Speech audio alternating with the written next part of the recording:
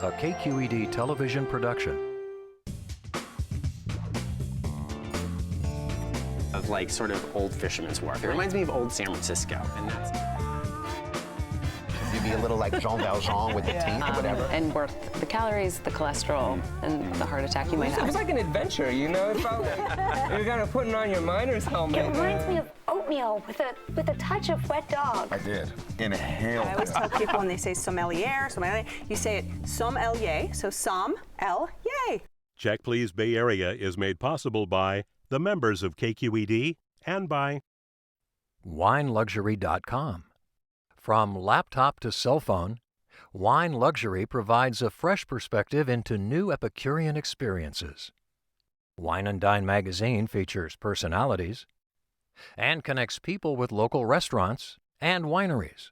Learn about wines featured on Check Please Bay Area and Wine Luxury's events and membership program. WineLuxury.com, celebrating the wine lifestyle. IRG has thousands of natural stone surfaces, all in stock today. IRG, online at marblecompany.com. Bay Area Subaru dealers. Opportunities to test drive the all-new 2014 Subaru Forester are available at local Subaru dealers. A whole lot to love. Subaru.com. Donate your car to KQED's Vehicle Donation Program to help raise funds for quality public media. Powered by Cars. Ready to go.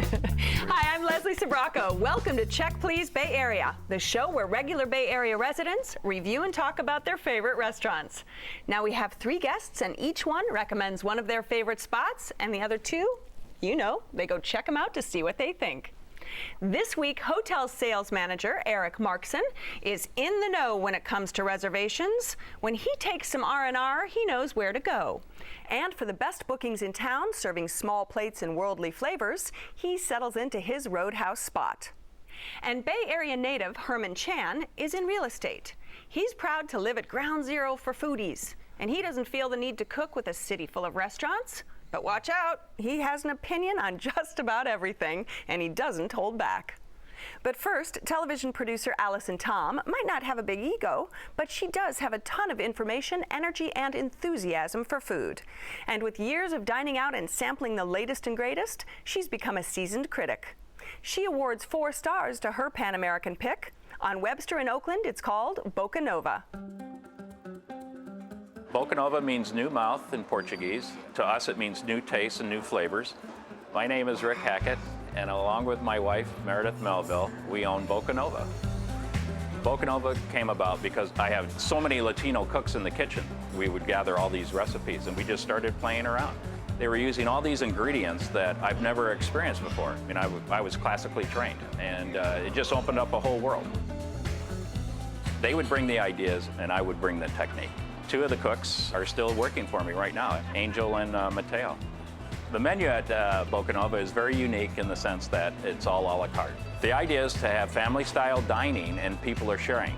Some of my fondest memories are sharing food with a group of 6 to 12 people.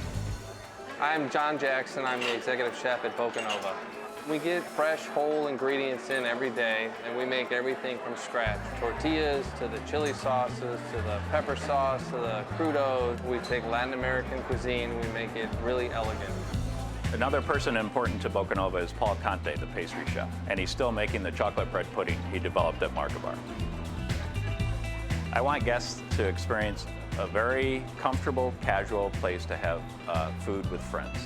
Cheers. All right, Allison, Boca Nova, what is it about this place, the sort of Pan-American depth of flavor that draws you back every time? Everything about it. I mean, consistency is all across the board the many times that I've been there. The restaurant is just vivacious with color, people, ambiance, everything about it's great. You have indoor, outdoor, great comfortable bar seating, and the food is spectacular. One of the top things that I love to get is, I don't know if you guys had it, but it's basically the quinoa salad with duck confit. It also comes paired with some really nice fruits like persimmons, which was kind of a nice surprise, and it's so delicious. And they also have pomegranates in it. The sweet potato au gratin is a must that you have to have, served nice and hot, goes really well with all the other dishes. Hang on 1 second, because there's so many. I see Herman. So quinoa salad. I didn't have that. What I ordered was a ceviche, but what came to me was an avocado dip. It was really overpowering, and it was delicious, mind you, as a dip, but as a ceviche, not so much. But I love the colors. It was very colorful with little cherries, and the green was amazing. And I had the mussels, and I have to say that was my favorite dish because everything was in equilibrium. I mean, the mussels were really fresh. I could taste the freshness of the tomatoes, and the garlic was just like right out of, they were just plucked. It was just amazing, and the sofrito was just made to perfection. Everything melded together perfectly. They're eggs. Yes. I don't know if you guys I had did have that. the deviled eggs. Yes, Really yes, good, right? Yes. The Dungeness crab eggs were wonderful. My only complaint was that it was just slivers of crab. I wish it was kind of more molded or folded into the deviled egg. But other than that, it was great. Yeah, no, it was really nice. But I wanted to see a big chunk of. We're Dungeness crab happy out here. So it was a misnomer. It was a misnomer. It was like there were little splinters. Like, where is it? I think that gives you more room to have some of the other amazing dishes that come later. So that's a nice save. Nice save. We went on a Sunday. There's a farmer's market. Jack London Square was bustling, sitting out. It's got the best seat in the area. The sailboats going by. You look over the water. I had a It's Cuban absolutely sandwich. I loved the little Latin influence on the Cuban sandwich. Was spectacular. The food came quick. And let's talk a little bit about that Cuban sandwich. So you kicked off with the Cuban sandwich. Homemade pickles will make me happy. Homemade pickles. I saw the homemade pickles, and I went for the homemade pickles. And then there's homemade pickles in the sandwich. So you were like talking my language there. So it was really nice. Roasted pork, a nice high quality ham, very well grilled, perfectly grilled. I had a great time. I will agree that it's a great space. It's very lofty, tall ceilings, big columns, indoor-outdoor space is great. It's a great place to entertain and socialize. But when I got there, we were one of the first people there, so it was kind of quiet. But later on, it got really loud, so I wouldn't really recommend it for like a one-on-one date. Actually, at nighttime or anytime, it's great to go at the bar because you can just go right on up there. They have some of the most comfortable bar seats, and you can really stay there and entertain. And also, the bartenders are really fun and interactive. So let's talk drinks. Brunch and a Bloody Mary was well served, not too fancy. I don't like it when that fancy 3 stalks of celery come to the table. I need a nice little breakfast Bloody Mary, perfect. You can get champagne there, you can get all different kinds of wines, or you can have a cocktail and they'll make just the right drink for you. That's a wonderful point because I don't drink, so I really appreciate when a menu has an actual part of the menu that specifies non-alcoholic drinks. I had the ginger mint. It was refreshing. It was light. It was perfect. They gave me free refills, and the waiter was very, very accommodating too. So I really appreciate that. So. And I also think what's nice too is as I've gotten to be much more eating out so much more often is that I love food when it's really served hot, and all of their dishes are served really, really top-notch quality, right out of the oven, straight to your table. The open kitchen there. The open kitchen. The open kitchen just makes that warm feeling when you walk in. So the open kitchen, and I saw my entree come right from there to me, so I was happy to see. And Allison, now we can get to dessert. Yay! Thank you. I've been holding on. Okay, so holding it in. as we know, I think that by far the best dessert is served here, and that's the warm croissant chocolate bread pudding with dark chocolate Mexican ice cream. It is so divine, and the first time I ever had it, my friends and I ordered it just to give it a try. We're like, we're full, but we'll have one, and when we got one, we're like, we'll take 2 more. That's how women do it. That's how we do it. But you get the buttery flavor immediately on this piping hot dish that's served at the table, and they do it exactly like you said, Eric, straight from the kitchen right to your table. Yeah. It's so delicious, and it melts in your mouth, and you crave it. Dessert for you? Well, I did have dessert there. I had the cornmeal pudding, and again, maybe this is a theme in the restaurant, but I thought there was a misnomer. But this time it was forgiven because it was so delicious. So what I ordered was a pudding, but what came to me was almost like a very small square polenta, and it was topped with this warm ice cream. And so the cornmeal, this kind of granular in my mouth, was a great juxtaposition to the soft ice cream. And it was a perfect size too, because we were totally stuffed afterwards. All right, this is your spot. Give us a quick summary. I think it's a fantastic place to go. Consistency is all across the board. Excellent food, great desserts, obviously, and it's really good for groups or individuals all at once. All right, and Herman. Food is fairly decent for the most part, but what's better is the ambiance and the place to socialize and entertain. All right, and Eric. Boca Nova hit on all notes. It was really wonderful. We enjoyed the cuisine. We liked the Latin flair. The space was wonderful. Sailboats going by, all winter. All right, if you would like to try Boca Nova, it's on Webster at Embarcadero on Jack London Square in Oakland. The telephone number is 510-444-1233. It's open for lunch and dinner every day. Reservations are recommended, and the average tab per person without drinks is around $50.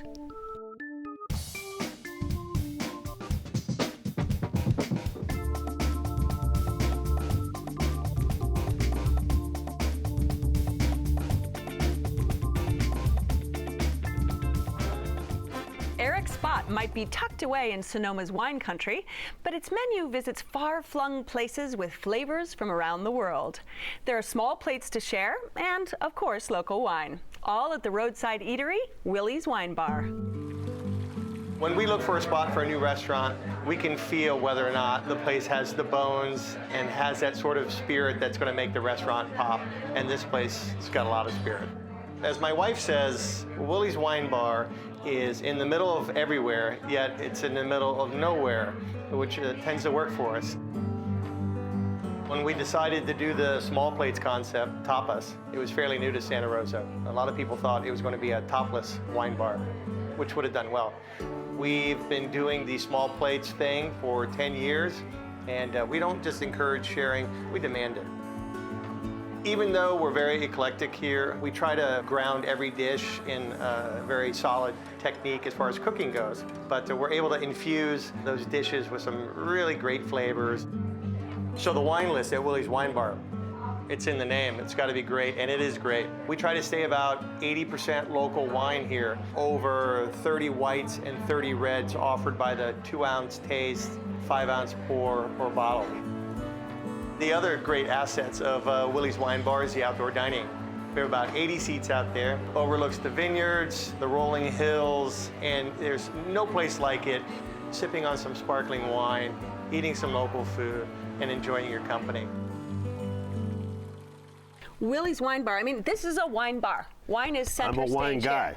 Me too. I'm a wine guy. Give it to I've me. been a wine guy a long time, and I'm kind of spoiled being a wine guy. I've been in the wine industry a long time. I've been in the hospitality industry a long time. I'm jaded. I want things a certain way, and when I go out to dinner, I look at the appetizers at a restaurant, and I order all the appetizers and go home. And I like pairing the glasses. I don't need to have 2 glasses of this or 1 glass of that. I like to have a taste of this and a taste of that. They do the tasting menu there, local favorites. And they can do it by, 2-ounce pours, 5-ounce pours, flights. You can get bottles. You can do. And then the food. Who thinks of that stuff? I mean, that's just a really innovative cuisine, high quality ingredients, very well balanced, lots of different things. It's a nice place to stop off if you're just going for the mac and cheese. Sort of a tapas style. Well, I think tapas is the wrong word for it. I mean, I thought tapas was smaller. The plates were actually bigger. They're good sized plates. There's a lot of food I was in there. very, very surprised. But I do want to say one thing. It is a wine bar primarily, but I don't drink. So my focus is not blinded so much about the wine, it's more about the food. Right.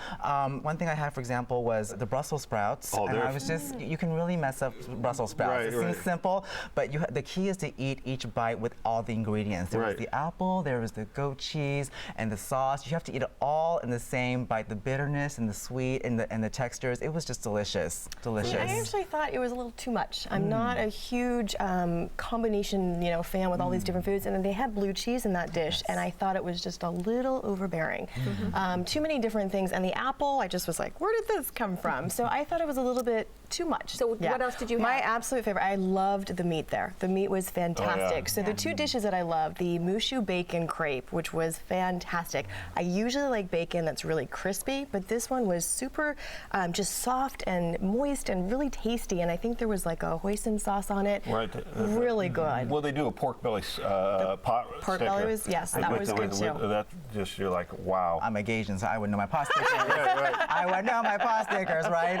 And I was fairly impressed, and they had the perfect little Asian spinach on top, sprinkled with some shiitake mushrooms. So it was just lovely. All the different flavors. Right. But I think that was sort of my criticism, was that there were too many flavors that didn't necessarily blend that well together. I think that it was nice to have each dish brought to you in their small plates, good portions, but it was just too much food and too many different flavors, I think, for my liking. I will agree with you on one point for the main entree. I had the brick chicken, and visually it was the most interesting dish. It is served on 2 skewers. It's flanked on by 2 sauces, a white yogurt and a hot sauce over a bed of fried onions and lettuce. But like visually, it was smorgasbord. But when I bit into the chicken, it wasn't savory. It just seemed kind of bland, and I kind of see why they were serving with all this other stuff on the side. It was to almost to kind of it was to kind of, I don't know. It seemed very like a multi-personality, like schizophrenic almost in some ways. So it's, Is there a dish that say that people should really look for? I mean, again, they have an extensive menu. The They've meat got dishes, the filet mignon slider is a home run every time. The grilled, crusty filet mignon, like a little burger, but it's got filet mignon in it. So it's not a burger anymore. Okay, fine.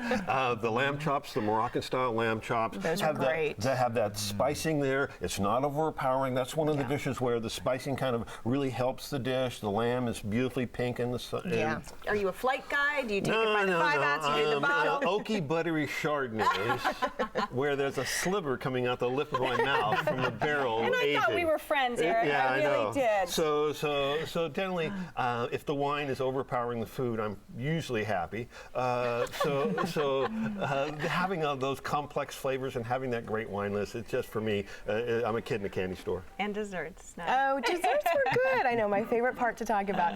Desserts were good, and I have to say that they did have, we had 3 different kinds. One was like a lemon cake that they have, like a pound cake. It was really refreshing, and I'm normally not so into the lemon or fruity type desserts. Right. And they also did have a bread pudding mixed with fruit, bananas specifically, and it actually was really good. With the chocolate chunk and the banana, just a nice layer of flavors, and then you bit into it and it had a different flavor. I had the butterscotch creme brulee, and that was huge. We couldn't even finish it, but the good thing is that it was really light. It wasn't heavy. It literally just kind of slid down our throats, and it was just really nice. And it paired really well with the apple crepe. Oh, nice. Yeah, nice. Sweet apple with the kind of doughy, thin flour dough. It was just so yummy. So and the nice thing is it's wine country, and you can sit outside on the patio and enjoy the ambiance inside or outside. The outside is definitely the better space to sit in if you're going to go absolutely sit outside. All right, Eric, this is your restaurant. Wrap it up for us.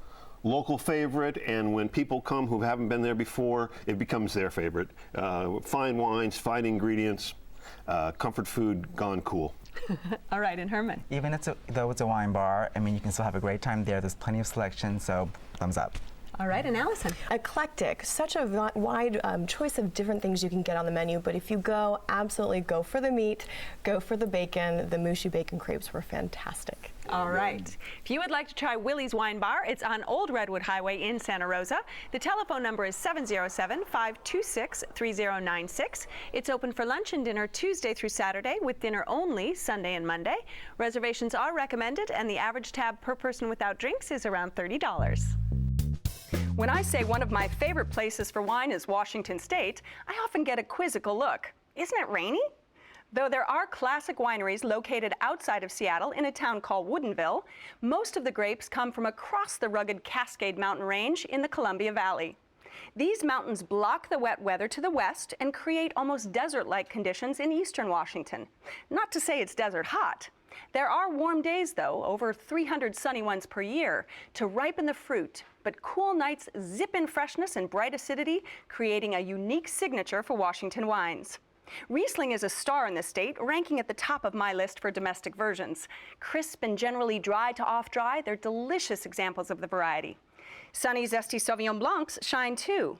Smooth, supple Merlot and Merlot-based blends are my dream Washington reds, but muscular, spicy Syrah is gaining ground, especially in coveted corners such as Walla Walla Valley. With over 750 wineries, there's a reason Washington is the #2 state in production of high-quality wine in the U.S. Cheers.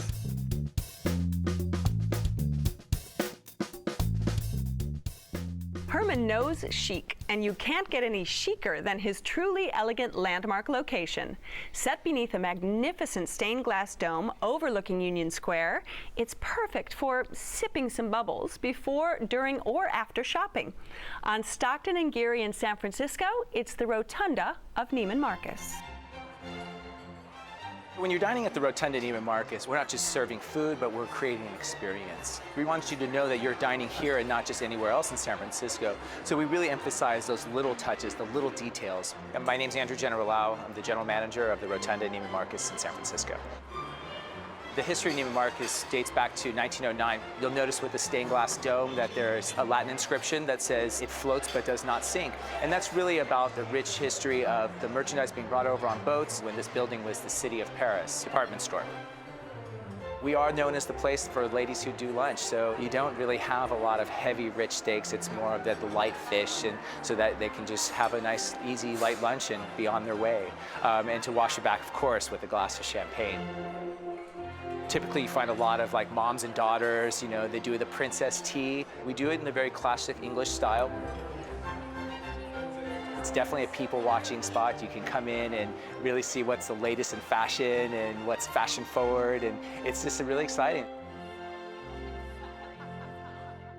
So how did you discover this, the Rotunda? Well, I grew up in San Francisco, but you know, how could you not know about the Rotunda? It's an institution. It's right there on Union Square. You can have this wonderful meal, tea time, and lunch overlooking this amazing vista over Union Square under this stained glass dome. It's just gorgeous. I bring my clients there all the time, and I shop up a storm there, and you know. Well, often people think it's a very much, you know, a ladies who lunch kind of place. So you're saying you can, you know, bring business clients there? You can bring anyone there, so don't be put off by this opulent Neiman Marcus vibe. I mean, there's something for everyone, and the food there is amazing, because you know what they say, Leslie? What do they say, honey? They say, typically, the better the view, the worse the food, but that is not the case here. Oh, he's throwing it down, man. Now, Eric, come on. I see. Is that true? The view was great. That beautiful Rotunda with the Christmas tree and the holiday season is spectacular. Our service was slow.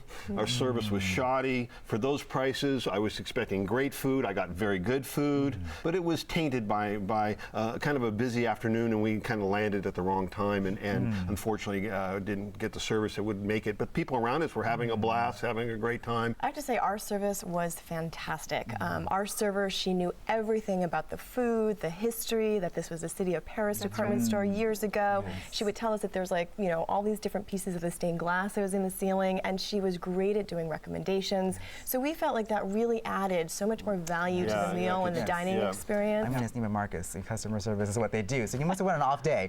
But I did go on a Tuesday at 11 That's what made it twice as bad. It would be normally, we've all had service where we wish they would have had better experience, but when you're in that situation, you expect it to be over the top, and you expect to know about the history of the place. And my mother is on a walker, so it was challenging to get to the table, and we didn't have anyone assist us to do that. And so the little things that we thought would be like normal just didn't. That you expect for a high-end experience like this. It just didn't happen, and so that kind of tainted it for us as far as I go. But the food was spot on, and there was a fair amount of champagne flowing in that restaurant. A fair amount of champagne. That right there. Exactly. It goes to that. Well, you can get your tea with just regular tea, then you can get tea with sparkling wine from California, then you can get tea with the last price for champagne, real champagne. So let's talk food. The popovers, what I heard about them, we went there, they were fantastic. They served it with some butter. Flavored butter, too. It's strawberry. It was delicious. No, it was nice. And the popovers are a nice touch. Did you get the little cup of chicken broth? Oh, yeah. The consomme was fantastic. So now, did you go for lunch or did you go for tea? We did Sunday lunch, Sunday brunch. I had the flank steak sandwich, which was done perfectly. Medium rare, grilled onions, grilled peppers, was a beautiful sandwich. My mother had the wild mushroom ravioli with the shiitake sauce with snow peas. Oh, that was, she loved that. So that was a beautiful dish. And what did you have besides the popovers? I did both. So I actually had the tea, which was nice and was very well presented. But what was really good was the portobello barbecue mushroom sandwich, which who knew? That was something that was on the menu. They had these horseradish pickles that were so delicious. It was fantastic. What do you get when you normally go? Well, aside from the chicken consomme and the popovers, which is a carb I cannot say no to, I got the tuna poke. And I always get that because it's served in a very nice cylindrical shape above a bed of Hawaiian green seaweed, and it's sprinkled with black and white sesame seeds. So it just adds that little crunch on top of the little diced red tuna, which is great. But as for my entree, I had a special that day, so you may not be able to get this, but I had the halibut served with white asparagus in a white butter sauce. And I was a little afraid it was going to be overpowering, but it was drizzled just enough to make everything pop and blend and meld all these flavors together. And the halibut was so flaky, it just melted off my lips. I just wanted to have more and more and more. Hang on, let me get your napkin today. Hang on. Well, one of the favorites we had, I had to plug two of them that were so great. It was really fun. One was bundino. It was like this caramel butterscotch bundino that I think the chef actually put in some of his own ingredients. You just could not get to the bottom fast enough. It was so good. And the other thing that was so nice is that they have a beautiful silver box with 4 of the chocolate chip Neiman Marcus cookies.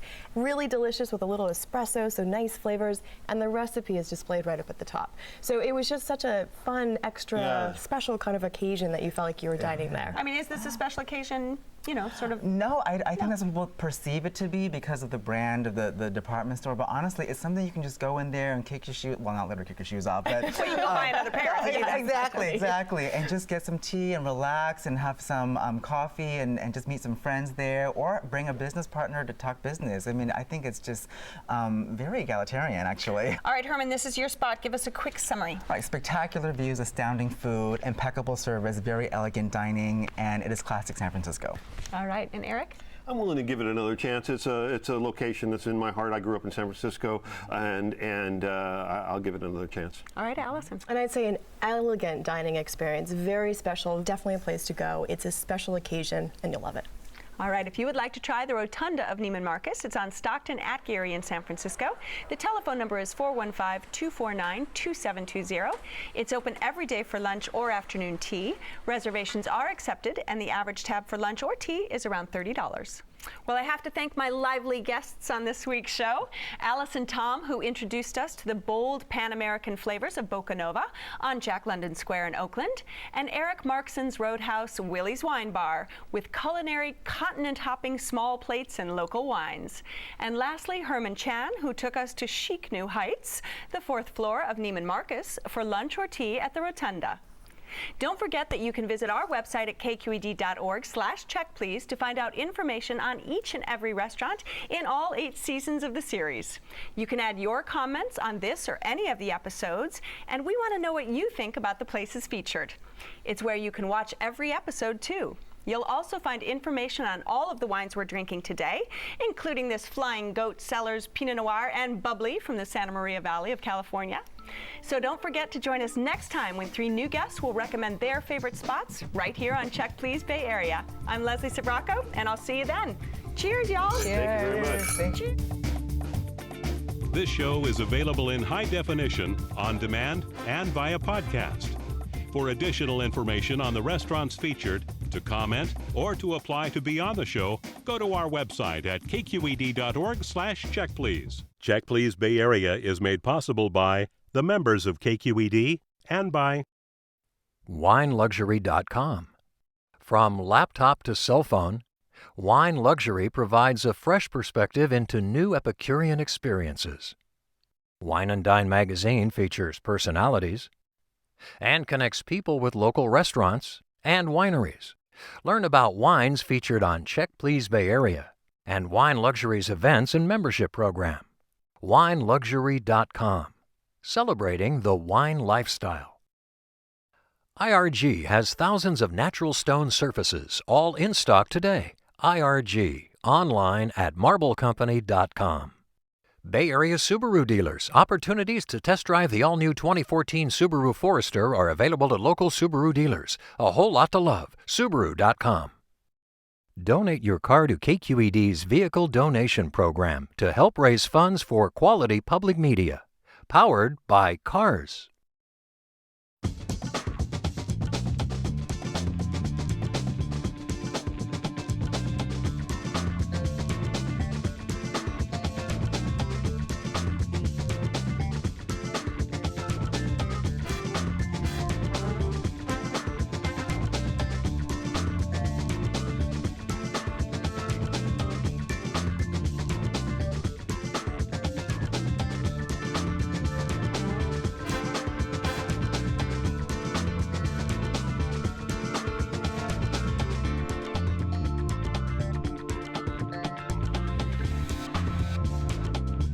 A KQED television production.